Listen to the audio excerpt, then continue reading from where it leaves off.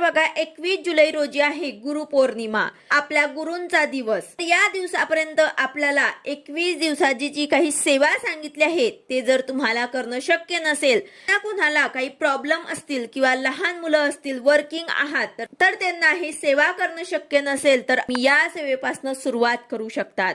अगदी 5 ते 10 मिनिटांची ही सेवा आहे।